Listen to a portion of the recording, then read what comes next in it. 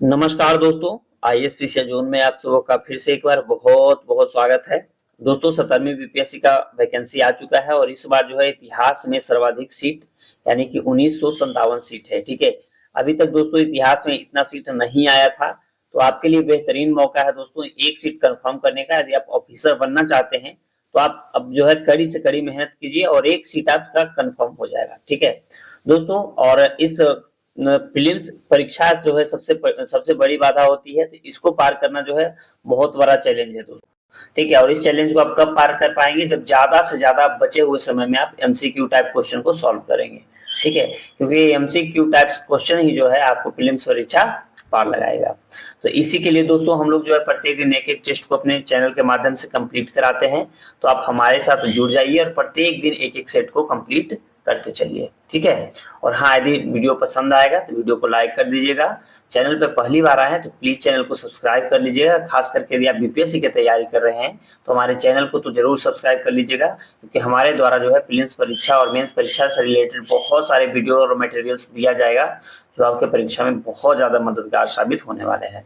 और हाँ, यदि इसका पीडीएफ चाहिए तो हमारे टेलीग्राम ग्रुप से जुड़ जाइएगा, जिसका लिंक डिस्क्रिप्शन बॉक्स में दे दिया है। दोस्तों आज हम लोग जो है तीसरा टेस्ट के दूसरे पार्ट को कंप्लीट करेंगे। तीसरे टेस्ट के पहले पार्ट में हम लोगों ने 1 से 50 तक के प्रश्न को कंप्लीट कर लिया था, और अब हम इसमें जो है 51 से लेकर के 150 तक के प्रश्न को कंप्लीट करने वाले हैं। ठीक है, तो चलिए वीडियो को शुरू करते हैं। आज का पहला प्रश्न यानी कि 51 नंबर प्रश्न है, रेगुलेटिंग एक्ट 1773 से संबंधित निम्नलिखित कथनों पर विचार कीजिए। ठीक है, और उपरोक्त में से कौन सा कथन जो है सही दिया गया है। तो चलिए हम लोग एक करके देख लेते हैं। पहला दिया गया है, इस एक्ट के द्वारा बंगाल के गवर्नर को भारत का गवर्नर जनरल बना दिया। ठीक है, देखिए पहला कथन जो है ये गलत हो जाएगा 1773 रेगुलेटिंग एक्ट के लिए। ओके, जैसे कि आप देखिए इस एक्ट में जो है दोस्तों, इस एक्ट के द्वारा बंगाल के गवर्नर को बंगाल का गवर्नर जनरल बना दिया गया था। ठीक है, ना कि भारत का गवर्नर जनरल। तो इसलिए पहला कथन क्या हो जाता है, गलत हो जाता है। दूसरा है, कलकत्ता में एक सुप्रीम कोर्ट की स्थापना की गई थी। बिल्कुल ये कथन जो है दोस्तों ये बिल्कुल सही है। ओके, फिर तीसरा है, संचालक मंडल का कार्यकाल जो है 6 वर्ष निश्चित कर दिया गया था। ये भी गलत है, इसका जो है 6 वर्ष नहीं बल्कि 4 वर्ष निश्चित किया गया था, तो यहाँ पे 6 जो दिया गया है ये गलत है, तो यानी कि ये भी कथन गलत है। फिर है, 1000 पाउंड के अंशधारियों के स्थान पर 500 पाउंड के अंशधारियों को संचालन शुरू करने का अधिकार प्रदान किया गया था। ठीक है, देखिए ये गलत है, 500 पाउंड के अंशधारियों के स्थान पर 1000 पाउंड के अंशधारियों को संचालन जो है चुनने का अधिकार दिया गया था, तो इसलिए ये भी कथन क्या है, गलत है। तो सिर्फ सही कौन सा है, दूसरा कथन इसमें सही है, बाद बाकी तीनों गलत है, तो सही उत्तर हो जाएगा ऑप्शन बी। ओके, नेक्स्ट प्रश्न की ओर बढ़ते हैं। 52, पिट्स इंडिया एक्ट 1784 के संबंध में निम्नलिखित कथनों पर विचार कीजिए। ठीक है, और कौन सा कथन जो है इसमें सही दिया गया है। तो पहला है, पिट्स इंडिया एक्ट 1784 ईस्वी रेगुलेटिंग एक्ट के दोषों को दूर करने के लिए पारित किया गया था। बिल्कुल पहला कथन देखिए सही यहाँ पे दिया गया है। दूसरे कथन को देख लेते हैं। दूसरा कथन दिया गया है दोस्तों, इसके द्वारा बोर्ड ऑफ कंट्रोल की स्थापना की गई, जिसे भारत में ब्रिटिश अधिकृत क्षेत्र का पूरा अधिकार दिया गया था। बिल्कुल दूसरा भी कथन यहाँ पे सही है। ठीक है, तीसरे कथन को देख लेते हैं। तीसरा कथन दिया गया है कि भारत में गवर्नर जनरल की परिषद की सदस्य संख्या 4 से बढ़ाकर 5 कर दी गई, जिसमें से एक स्थान मुख्य सेनापति को दे दिया गया था। देखिए यहाँ पे तीसरा कथन जो है दोस्तों ये क्या है, तीसरा कथन गलत है। ठीक है, पिट्स इंडिया एक्ट के तहत भारत के गवर्नर जनरल की परिषद की सदस्य संख्या 4 से घटाकर 3 कर दी गई थी। ठीक है, ना कि 5 कर दिया गया था। अब तो ये कथन क्या है, और ये कथन गलत हो जाता है। ठीक है, चौथा है, बोर्ड ऑफ कंट्रोल में 10 कमिश्नरों की नियुक्ति ब्रिटेन के सम्राट द्वारा की जाती थी। ठीक है, देखिए ये भी कथन जो है दोस्तों ये गलत है, यहाँ पे 6 की जाती थी ना कि 10 किया जाता था, तो ये भी कथन क्या है, ये भी गलत हो जाएगा। ओके, तो सिर्फ सही कौन सा है, सिर्फ सही इसमें है पहला और दूसरा। ओके, तो सही उत्तर हो जाएगा ऑप्शन सी। नेक्स्ट प्रश्न की ओर बढ़ते हैं। नेक्स्ट प्रश्न है, सूची 1 जिसमें कि चार्टर नियम दिया गया है, सूची 2 जिसमें कि प्रावधान दिया गया है, इसको जो है सुमेलित करना है 53 को। ठीक है, चलिए हम लोग सुमेलित कर लेते हैं। तो सबसे पहले यदि हम यहाँ पे बात करें दोस्तों तो देखेंगे चार्टर एक्ट 1793 में क्या हुआ था, तो इसमें जो है माल अदालतों की समाप्ति कर दी गई, माल अदालतों की समाप्ति को बढ़ावा मिला था। ये पहला इसमें मिलान है। चार्टर एक्ट 1813, इसमें क्या हुआ था, तो भारत में अंग्रेजी राज्य की संवैधानिक स्थिति को पहली बार स्पष्ट किया गया था, बिल्कुल सही है। फिर है चार्टर एक्ट 1833 के तहत जो है विधायी और कार्यकारी कृतियों का पृथक्करण किया गया, इसका ये मिलान हो जाएगा। और चार्टर एक्ट 1853 के तहत जो है भारत में केंद्रीय प्रशासन की नींव रखी गई थी, ठीक है, तो इसका मिलान ये सही है। ओके, तो इस प्रकार सही उत्तर हो जाएगा दोस्तों 1 2 3 4, राइट आंसर ऑप्शन ए हो जाएगा इसमें, ठीक है। नेक्स्ट प्रश्न की ओर बढ़ते हैं, यानी 54। भारत में दास प्रथा का उन्मूलन वैधानिक रूप से कब किया गया था? भारत में दास प्रथा का उन्मूलन जो है वैधानिक रूप से कब किया गया था? तो ये किया गया था दोस्तों 1843 में। कब किया गया था? 1843 में।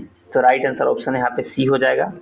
नेक्स्ट प्रश्न की ओर बढ़ते हैं, यहाँ कथन और कारण वाला प्रश्न है, ठीक है, 55। चलिए देख लेते हैं हम लोग। पहले दिया गया है कि 19वीं कथन में है 19वीं शताब्दी के प्रारंभिक 1-2 दशकों में ब्रिटिश व्यापारियों ने ईस्ट इंडिया कंपनी के व्यापारिक एकाधिकार को समाप्त करने की मांग तीव्रता से उठाई थी, बिल्कुल कथन सही है। कारण जो है, इस दौर में नेपोलियन द्वारा यूरोप में एक कॉन्टिनेंटल सिस्टम यानी कि महाद्वीपीय व्यवस्था स्थापित किया गया था, ठीक है, कारण भी सही है और इसका ये सही स्पष्टीकरण भी है, ठीक है। तो यहाँ पे राइट आंसर क्या हो जाएगा दोस्तों? यहाँ पे राइट आंसर ऑप्शन ए हो जाएगा। नेक्स्ट प्रश्न की ओर बढ़ते हैं। नेक्स्ट प्रश्न हमारा है, यानी कि 56 नंबर प्रश्न है, भारत में वार्षिक बजट तैयार करने और उसे विधायिका के समक्ष पर रखने की प्रणाली की शुरुआत कब से की गई थी? 56। तो इसका जो सही उत्तर हो जाएगा दोस्तों ये हो जाएगा 1860 से। कब किया गया था? 1860 से। नेक्स्ट प्रश्न है, रिक्त स्थानों की पूर्ति विकल्प में दिए गए उचित शब्द के आधार पर कीजिए, ठीक है। तो चलिए हम लोग देख लेते हैं। पहला दिया गया है कि भारत में परिषद अधिनियम जिसके आधार पर, मतलब भारत में जो है परिषद अधिनियम कब आया था? तो देखिए भारत में परिषद अधिनियम जो है दोस्तों ये 1909 में आया था। कब आया था? 1909 ईस्वी में आया था, ठीक है। तो अब देखिए भारत में परिषद अधिनियम 1909 के आधार पर गवर्नर जनरल की कार्यकारी परिषद में किसी भारतीय को भी नामित करने की अनुमति दी गई, ठीक है, दी गई थी। तो वाइसराय की कार्यकारी परिषद में शामिल होने वाले पहले भारतीय कौन बने थे? ठीक है, तो पहले भारतीय कौन बने थे दोस्तों? तो पहले भारतीय जो बने थे ये बने थे सत्येंद्र प्रसाद सिन्हा, एस.एन. सिन्हा, ठीक है, एस.एन. सिन्हा। तो राइट आंसर यहाँ पे राइट आंसर ऑप्शन बी हो जाएगा, ठीक है। चलिए नेक्स्ट प्रश्न की ओर बढ़ते हैं, 58।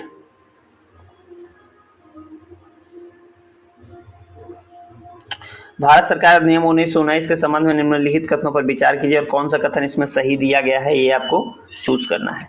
तो चलिए देख लेते हैं हम लोग।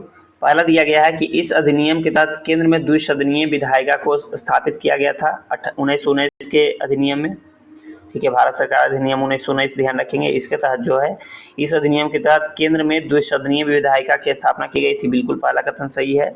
दूसरा दिया गया है इसमें दोस्तों, दूसरा दिया गया है कि इस अधिनियम की शुरुआत एक उद्देशिका से की गई जिसमें यह घोषणा थी कि भारत ब्रिटिश साम्राज्य का अभिन्न अंग बना रहेगा, ये भी कथन सही है।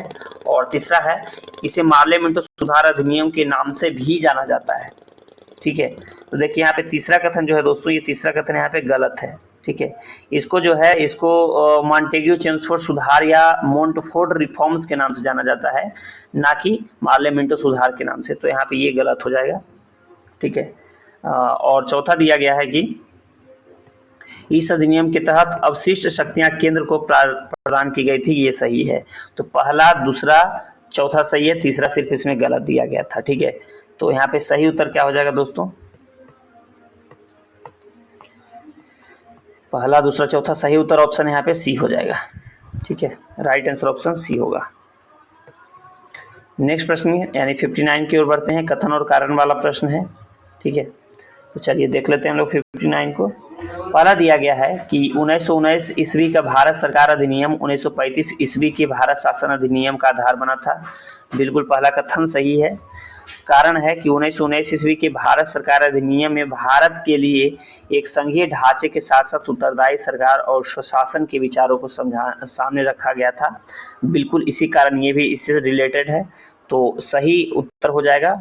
कथन भी सही है, कारण भी सही है, सही स्पष्टीकरण भी है, तो यहाँ पे राइट आंसर ऑप्शन ए हो जाएगा। नेक्स्ट यानी 60 नंबर प्रश्न की ओर बढ़ते हैं। निम्नलिखित कथनों पर विचार कीजिए, उपरोक्त में से कौन से कथन जो है असत्य दिया गया है। ठीक है, असत्य कथन है, ध्यान देंगे यहाँ पे 60 नंबर में असत्य दिया गया है। तो पहला है कि 1919 के भारत सरकार अधिनियम की समीक्षा के लिए नवंबर 1927 में इंडियन स्टैट्यूटरी कमीशन की नियुक्ति की गई थी। तो बिल्कुल पहला कथन सही है दोस्तों। दूसरा है, इस कमीशन ने वर्ष 1930 में अपनी रिपोर्ट ब्रिटिश सरकार को समर्पित किया। बिल्कुल दूसरा भी कथन सही है और पहला भी कथन सही है, गलत इसमें कोई भी कथन नहीं है, तो राइट आंसर ऑप्शन डी हो जाएगा। ठीक है, राइट आंसर ऑप्शन डी हो जाएगा, ना ही एक गलत सही है ना ही दो सही है। ठीक है, सॉरी, ना तो एक ना ही दो, मतलब गलत इसमें कोई नहीं है। नेक्स्ट प्रश्न की ओर बढ़ते हैं।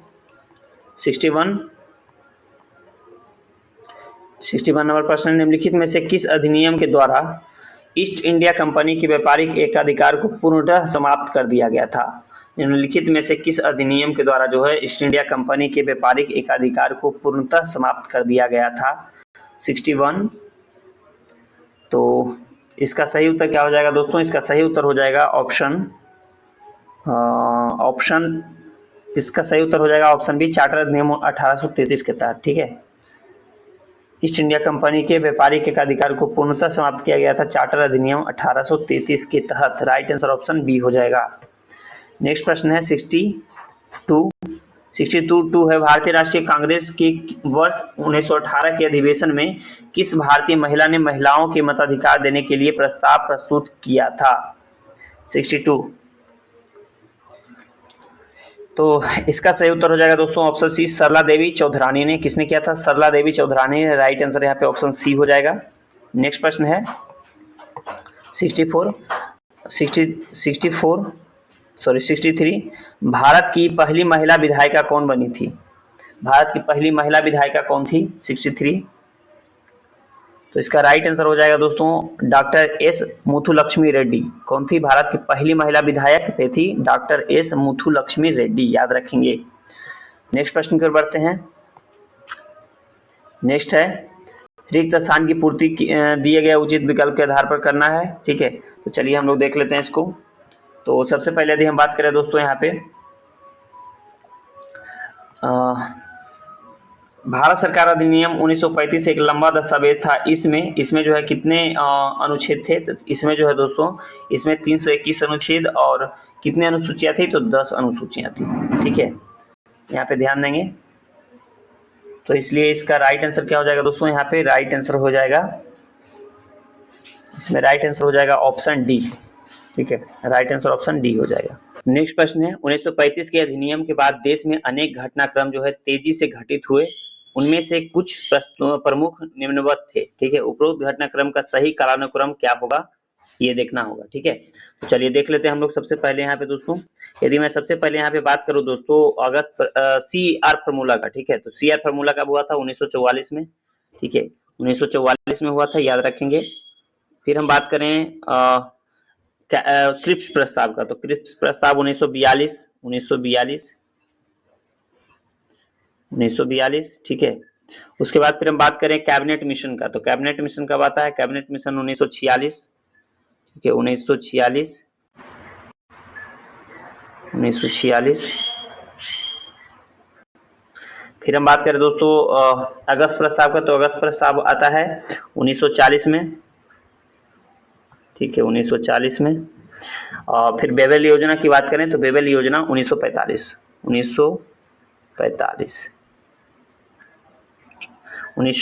ठीक है, तो इस प्रकार सही मिलान क्या हो जाएगा दोस्तों? इसका 65 का सही मिलान जो हो जाएगा ये हो जाएगा 4, 2, 1, 5, 3, यानी राइट आंसर ऑप्शन सी हो जाएगा।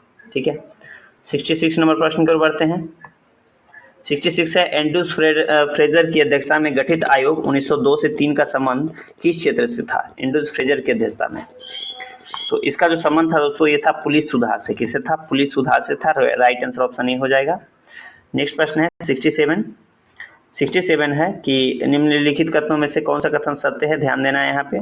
चलिए देख लेते हैं। पहला दिया गया है कि भारत में कार्यरत श्रमिकों की दशाओं में सुधार एवं उनके लिए विधान बनाने की मांग सर्वप्रथम दादा भाई नौरोजी ने उठाई थी।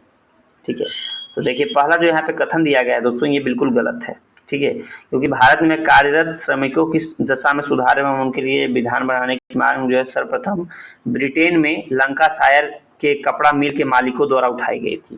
ठीक है, तो यहाँ पे पहला कथन क्या हो जाएगा, यहाँ पे गलत हो जाएगा। ओके, दूसरा है श्रमिकों की दशाओं में सुधार एवं कार्य की दशाओं की जांच के लिए सन 1875 में एक आयोग गठित की गई थी, बिल्कुल दूसरा कथन सही है। ठीक है, फिर तीसरा है कि 1881 ईस्वी में भारत में प्रथम कारखाना अधिनियम बनाया गया था, तो तीसरा भी सही है। दूसरा और तीसरा सही है लेकिन पहला गलत है, तो राइट आंसर ऑप्शन सी हो जाएगा।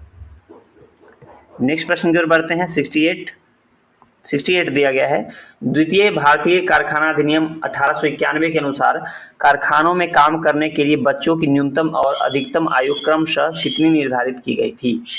ठीक है, तो जो न्यूनतम आयु था दोस्तों ये 9 वर्ष था और अधिकतम आयु 14 वर्ष का था। ठीक है, तो राइट आंसर यहाँ पे ऑप्शन बी हो जाएगा,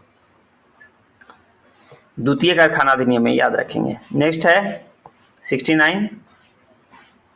चलिए सूची 1 को सूची 2 से आपको मिलान करना है। सूची 1 में भू राजस्व पत्ति दिया गया है, तो सूची 2 में जो है लागू किए जाने वाले क्षेत्र दिए गए हैं। ठीक है, तो चलिए हम लोग यहाँ पे सही मिलान इसका कर लेते हैं। तो सबसे पहले यदि हम बात करें दोस्तों यहाँ पे, ठीक है, तो रैयतवाड़ी की बात करते हैं। ठीक है, तो रैयतवाड़ी जो है दोस्तों यहाँ पे रैयतवाड़ी बॉम्बे तथा असम का कुछ भाग में लागू हुआ था। ठीक है, महालवाड़ी की बात करें तो महालवाड़ी जो है ये मध्य प्रांत तथा संयुक्त प्रांत में लागू हुआ था, और अस्थाई बंदोबस्त जो है बनारस तथा कर्नाटक का उत्तरी भाग में लागू था। ठीक है, तो इस प्रकार जो यहाँ पे, और देख लेते हैं हम लोग, और तो नहीं दिया है ना, नहीं, तो इस प्रकार यहाँ पे सही जो उत्तर हो जाएगा दोस्तों 69 का, ये देख लेते हैं, ये सही उत्तर यहाँ पे हो जाएगा ऑप्शन सी। ठीक है, 2, 3 और 1। चलिए नेक्स्ट प्रश्न की ओर बढ़ते हैं। 70 नंबर प्रश्न कथन और कारण का प्रश्न है, तो चलिए देख लेते हैं। पहला प्रश्न दिया गया है 70 में कि 1813 ईस्वी के पश्चात अंग्रेजों ने भारतीय समाज एवं देश के सांस्कृतिक वातावरण में परिवर्तन के लिए कुछ महत्वपूर्ण कदम उठाना प्रारंभ कर दिया था। बिल्कुल पहला कथन सही था, क्योंकि 18वीं एवं 19वीं शताब्दी में यूरोप में हुए कुछ महत्वपूर्ण परिवर्तनों के कारण ब्रिटेन के हितों एवं विचारधाराओं में भी कुछ महत्वपूर्ण परिवर्तन आया था। इसी के कारण ये कदम उठाए गए थे। तो कारण भी सही है, कथन भी सही है और सही स्पष्टीकरण भी है। ठीक है, तो यहाँ पे राइट आंसर ऑप्शन ए हो जाएगा। 71 निम्नलिखित में से कौन सा विकल्प जो है ब्रिटिश औपनिवेशिक चरण के जो है सही कालानुक्रम को प्रकट करता है। 71, तो चलिए देख लेते हैं हम लोग। तो पहला है, यदि हम बात करें दोस्तों यहाँ पे, ठीक है, तो इसमें देखिए जो राइट आंसर हो जाएगा ये हो जाएगा व्यापारिक पूंजीवाद, फिर मुक्त व्यापार, फिर वाणिज्यिक पूंजीवाद। यहाँ पे राइट आंसर ये हो जाएगा ऑप्शन डी। ठीक है, नेक्स्ट प्रश्न की ओर बढ़ेंगे। 72 निम्नलिखित कथनों पर विचार कीजिए, कौन सा कथन सही है। 72, तो देख लेते हैं। पहला दिया गया है कि प्रेस पंजीकरण अधिनियम 1867 का उद्देश्य प्रेस एवं समाचार पत्रों पर प्रतिबंध लगाना था। ठीक है, तो यहाँ पे देखेंगे दोस्तों, प्रेस पंजीकरण अधिनियम 1867 का उद्देश्य प्रेस एवं समाचार पत्रों पर प्रतिबंध लगाना नहीं था, अपितु उन्हें जो है विनियमित करना था। ठीक है, तो इसलिए पहला कथन क्या है, गलत हो जाएगा। दूसरा है पंजीकरण अधिनियम 1867 के द्वारा मेटकॉफ अधिनियम 1835 को परिवर्तित कर दिया गया था। ठीक है, दूसरा कथन सही है लेकिन पहला क्या था, गलत था, तो राइट आंसर ऑप्शन बी हो जाएगा। नेक्स्ट प्रश्न की ओर बढ़ते हैं। 73 सूची 1 सूची 2 को यहाँ पे सुमेलित करना है। एक तरफ सूची 1 में समाचार पत्र है, तो सूची 2 में जो है प्रकाशक एवं संरक्षक है। ठीक है, तो चलिए हम लोग यहाँ पे मिलान कर लेते हैं। तो जो हिंदू है, हिंदू के प्रकाशक कौन थे दोस्तों, तो हिंदू जो समाचार पत्र था, हिंदू के प्रकाशक थे सुब्रमण्यम अय्यर। ठीक है, हिंदुस्तान का जीपी वर्मा थे। इंडियन मिरर का कौन थे, तो इंडियन मिरर का एन सेन थे, और वॉइस ऑफ इंडिया के दादा भाई नौरोजी थे। ओके, तो इस प्रकार जो इसका सही उत्तर हो जाएगा दोस्तों, ये हो जाएगा ऑप्शन बी, 3, 4, 2, 1। ठीक है। 73 की ओर बढ़ते हैं। 73 नंबर प्रश्न, 74 सॉरी। वह प्रथम भारतीय पत्रकार कौन थे जिन्होंने कारावास की सजा दी गई थी, जिन्हें कारावास की सजा दी गई थी, ठीक है। तो ये कौन थे दोस्तों, ये थे Surendra Nath Banerjee. Right answer option C हो जाएगा। नेक्स्ट प्रश्न की ओर बढ़ते हैं। निम्नलिखित में से किसे भारतीय शिक्षा का मैग्ना कार्टा कहा जाता है? तो भारतीय शिक्षा का मैग्ना कार्टा किसे कहा जाता है दोस्तों? ये कहा जाता है चार्ल्स वुड का डिस्पैच को, ठीक है, चार्ल्स वुड का डिस्पैच को। राइट आंसर यहाँ पे ऑप्शन सी हो जाएगा, ठीक है। चलिए बढ़ते हैं नेक्स्ट प्रश्न की ओर। मूलभूत शिक्षा की वर्धा योजना, मूलभूत शिक्षा की वर्धा योजना 1937 ईस्वी के संबंध में निम्नलिखित कथनों पर विचार कीजिए, ठीक है। तो चलिए हम लोग यहाँ पे देख लेते हैं। पहला दिया गया दोस्तों कि यह योजना मौलाना अबुल कलाम की अध्यक्षता वाली समिति के द्वारा तैयार की गई थी, ठीक है। तो देखिए यहाँ पे ये गलत हो जाएगा। इसमें जो अध्यक्षता कर रहे थे वो डॉक्टर जाकिर हुसैन थे, ठीक है, ना कि अबुल कलाम आजाद थे। तो पहला कथन तो हमारा यहाँ पे दोस्तों गलत हो जाता है, ठीक है। दूसरे कथन की ओर बढ़ते हैं। दूसरा कथन है इस योजना की अवधारणा गांधी जी द्वारा हरिजन पत्र में प्रकाशित लेखों की श्रृंखला पर आधारित थी। बिल्कुल दूसरा कथन यहाँ सही है। फिर तीसरा है इस योजना के तहत 6 से लेकर के 16 वर्ष के बच्चों के लिए निःशुल्क एवं अनिवार्य शिक्षा की वकालत की गई थी, ठीक है। तो देखिए यहाँ पर ये कथन जो है दोस्तों दूसरा कथन यहाँ पे गलत हो जाएगा, ठीक है। दूसरा कथन जो है यहाँ पे गलत हो जाएगा। यहाँ से 7 से लेकर के 14 वर्ष के बच्चों के लिए था, ठीक है, ना कि 6 से 16 वर्ष के लिए। तो ये तीसरा गलत है। फिर चौथा है इसमें उन क्षेत्रों में हिंदी पढ़ाने की बात की गई थी जहां वह मातृभाषा नहीं थी। तो ये कथन भी सही है, ओके। तो इसमें मेरा कथन सही है 2 और 4, 1 और 3 गलत था। तो राइट आंसर हो जाएगा ऑप्शन बी 2 और 4। नेक्स्ट प्रश्न की ओर बढ़ते हैं दोस्तों। इसमें देख रहे होंगे आप लोग बहुत अच्छा प्रश्न दिया गया है। तो आप लोग जो है इस टेस्ट सीरीज को तो बिल्कुल मत स्किप कीजिएगा, इसको कंप्लीट करके ही जाइएगा एग्जाम देने, ठीक है। नेक्स्ट है ब्रिटिश कालीन शिक्षा से संबंधित निम्नलिखित आयोगों पर समितियों पर विचार कीजिए। उपरोक्त आयोगों और समितियों का कालानुसार जो है सही क्रम में आपको व्यवस्थित करना है, ठीक है। तो चलिए देख लेते हैं हम लोग। सबसे पहले सैंडलर आयोग की हम बात करें दोस्तों, तो सैंडलर आयोग जो है 1917-18 में गठित होता है। 1917-18 हाटोग समिति की बात करें तो दोस्तों, तो हाटोग समिति जो है ये 1929। हंटर आयोग की बात करें दोस्तों, तो हंटर आयोग जो है 1882-83। वुड का डिस्पैच की बात करें तो वुड का डिस्पैच जो है दोस्तों, वुड का डिस्पैच हो जाएगा 1854। और सार्जेंट योजना की बात करें तो सार्जेंट योजना हो जाएगा दोस्तों, ये हो जाएगा 1944, ठीक है। तो सही जो क्रम हो जाएगा दोस्तों यहाँ पे ये हो जाएगा 4, 3, 1, 2 और 5, ठीक है। 4, 3, 2, 1 और 5 राइट आंसर यहाँ पे क्या हो जाएगा, यहाँ पे राइट आंसर हो जाएगा ऑप्शन सी, ठीक है, ऑप्शन सी हो जाएगा। नेक्स्ट प्रश्न 78। वर्ष 1906 में किस भारतीय रियासत ने अपनी पूरी रियासत में प्राथमिक शिक्षा को अनिवार्य बना दिया था? तो ये था बड़ौदा, ठीक है। कौन था? बड़ौदा था। राइट आंसर यहाँ पे ऑप्शन ए हो जाएगा। 79 की ओर बढ़ते हैं। 79 दिया गया है कि विभिन्न भारतीय विश्वविद्यालयों के बीच समन्वय स्थापित करने के लिए इंटर यूनिवर्सिटी बोर्ड की स्थापना कब की गई थी? Inter university board 79। तो इसकी स्थापना जो है दोस्तों ये किया गया था 1925 में, याद रखेंगे 1925 में। राइट आंसर यहाँ पे ऑप्शन सी हो जाएगा, ठीक है। नेक्स्ट प्रश्न है अखिल भारतीय किसान सभा जिसकी स्थापना अप्रैल 1936 में की गई थी के प्रथम सचिव और प्रथम अध्यक्ष कौन थे? ठीक है, तो चलिए देख लेते हैं हम लोग। तो यदि मैं दोस्तों इनके प्रथम सचिव की बात करूं तो प्रथम सचिव जो थे एन.जी. रंगा थे और प्रथम अध्यक्ष सहजानंद सरस्वती थे। ठीक है, तो एन.जी. रंगा एवं सहजानंद सरस्वती। राइट आंसर यहाँ पे ऑप्शन डी हो जाएगा। ओके, 81 बिहार प्रांतीय किसान सभा ने किस वर्ष जमींदारी उन्मूलन से संबंधित प्रस्ताव पारित किया था? 81। तो ये जो प्रस्ताव पारित किया गया था दोस्तों ये किया गया था 1935 में। राइट आंसर यहाँ पे ऑप्शन बी हो जाएगा। ठीक है, राइट आंसर ऑप्शन बी हो जाएगा। 82 नंबर प्रश्न की ओर बढ़ते हैं।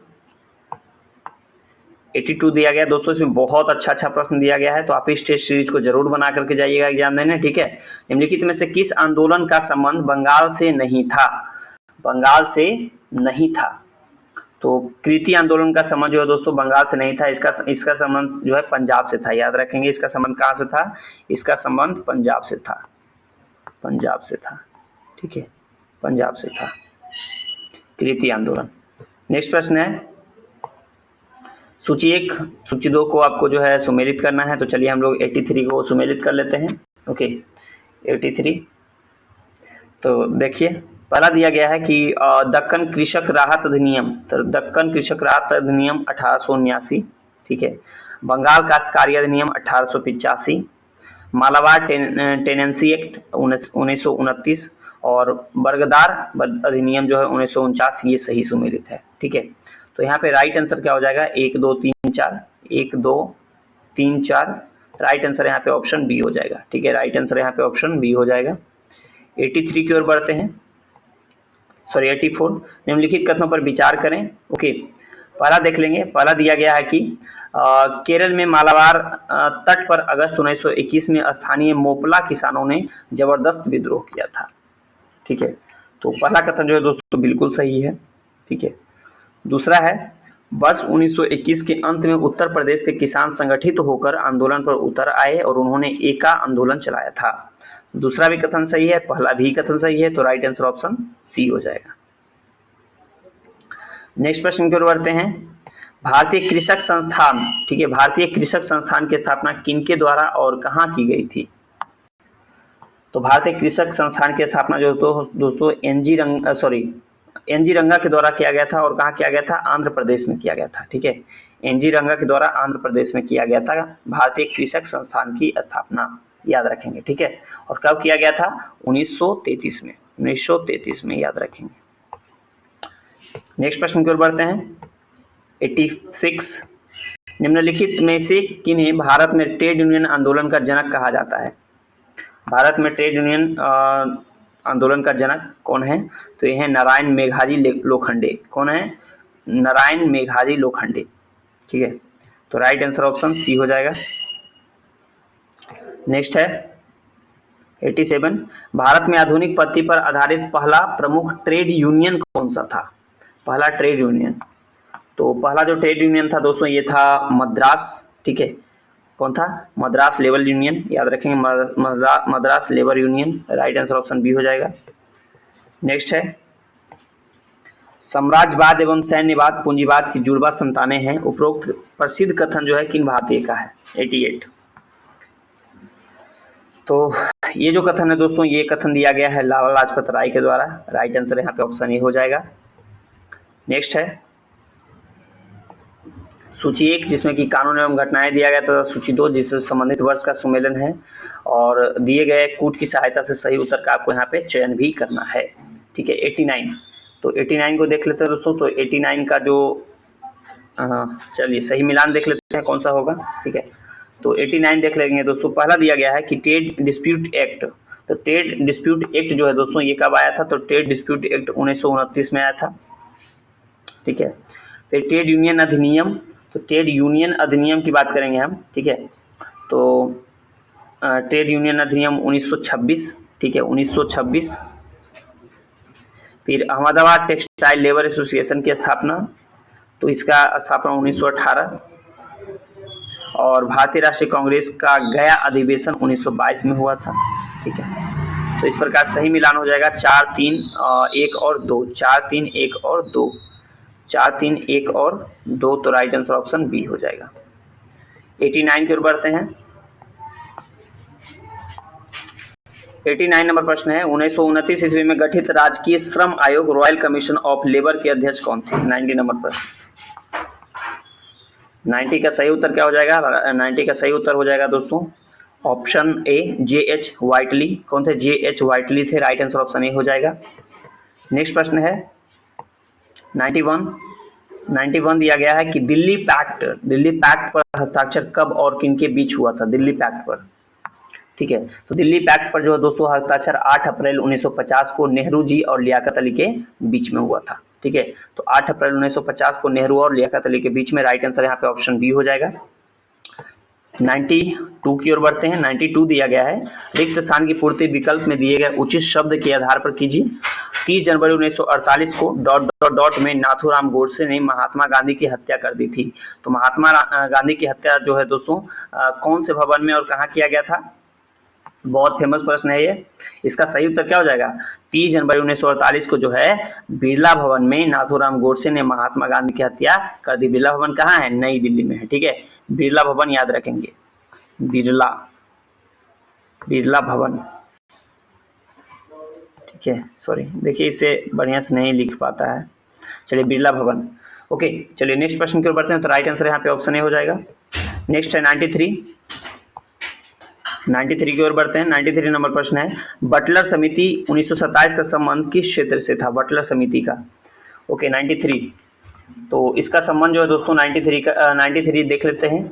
बटलर समिति का संबंध 1927 किससे था? सैन्य, न्यायिक सुधार, देशी रियासतों के साथ संबंधों का परीक्षण। देखिए राइट आंसर यहाँ पे ऑप्शन सी हो जाएगा। ओके, देशी रियासतों के साथ संबंधों का परीक्षण, बटलर समिति। नेक्स्ट है, ये याद रखेंगे 1927 बटलर समिति का संबंध जो है देशी रियासतों के साथ संबंधों का परीक्षण करने में था। 94 सूची 1, जिसमें कि ईस्ट इंडिया कंपनी ब्रिटिश सरकार की भारतीय रियासतों के प्रतिनिधि, और सूची 2 में जो है कार्य अवधि दिया गया है, ठीक है।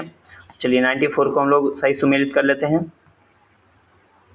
तो पहला दिया गया है एक समान संघ की नीति। तो एक समान संघ की नीति ये हो जाएगा 1935-47, ठीक है, 1935-47। फिर अधीनस्थ पार्थक की नीति, तो ये था 1813-57।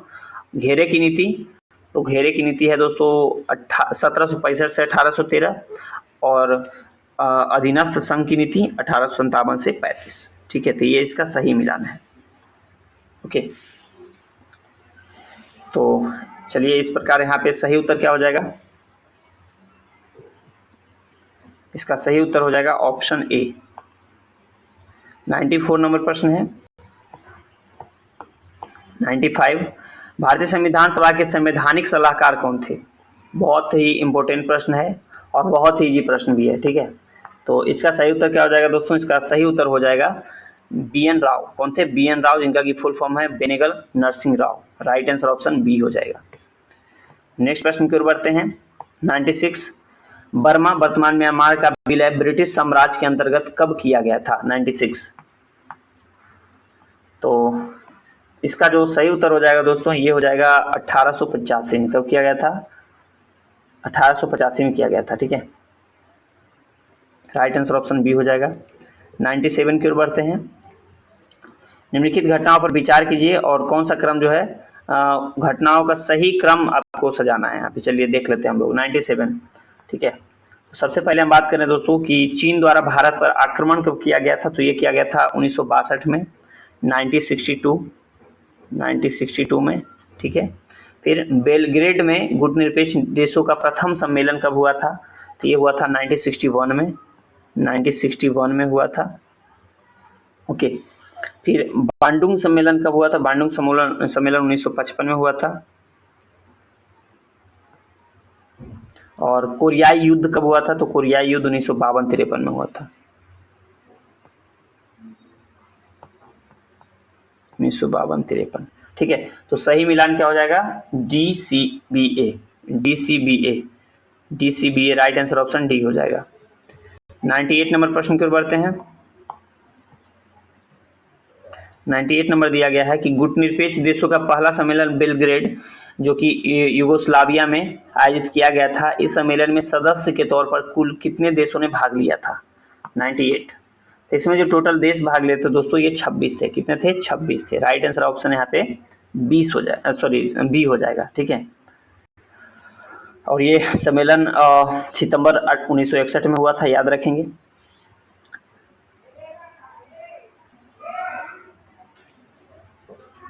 चलिए बढ़ते हैं अगले प्रश्न की ओर।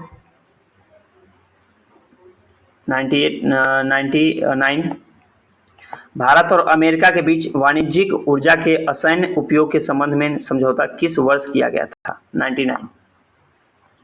तो ये किया गया था दोस्तों 1963 में। कब किया गया था? 1963 में, ओके। और नेक्स्ट प्रश्न है कि भारत में प्रथम आम चुनाव अक्टूबर 1951 से लेकर फरवरी 1952 के बीच आयोजित किए गए थे। इस चुनाव में कुल 53 राजनीतिक दलों ने भाग लिया था। उनमें से कितने राष्ट्रीय दल थे? 100 नंबर प्रश्न। तो इसमें जो राष्ट्रीय दल थे दोस्तों ये थे 14। कितने थे? 14 थे। ठीक है। प्रथम आम चुनाव जो है, प्रथम आम चुनाव 1951-52 में कुल 53 राजनीतिक दलों में से जो है 14 राष्ट्रीय दल थे। ठीक है। इस आम चुनाव में 1874 उम्मीदवारों में से, ठीक है, 533 जो है निर्दलीय थे। याद रखेंगे 533 इसमें निर्दलीय भी थे, 533 निर्दलीय भी थे, ये भी आप याद रखेंगे। और टोटल उम्मीदवार की बात करेंगे तो टोटल उम्मीदवार 1874 था। कितना था? 1874 था और निर्दलीय 533 थे। ठीक है। और टोटल राजनीतिक दल की बात करेंगे तो टोटल राजनीतिक दल 53 था। ठीक है। उसमें 14 जो था वो क्या था? 14 जो था ये हम बोल सकते हैं कि 14 राष्ट्रीय दल था। तो बस दोस्तों आज इतना ही रहने देते हैं। वीडियो कैसा लगा कमेंट बॉक्स में बताइएगा। वीडियो पसंद आया हो तो प्लीज़ वीडियो को लाइक कीजिए। चैनल पे पहली बार आए तो चैनल को जरूर सब्सक्राइब कीजिए और दोस्तों से भी इस वीडियो को शेयर कीजिए ताकि उनको भी इसका फ़ायदा हो सके। और मिलते हैं हम लोग अगले वीडियो में। और अगला वीडियो जो है बहुत ही इंपॉर्टेंट वीडियो आने वाला है जो कि बिहार स्पेशल से संबंधित होगा। ठीक है। तो चलिए अपना ख्याल रखें, पढ़ाई करते रहें। जय हिंद।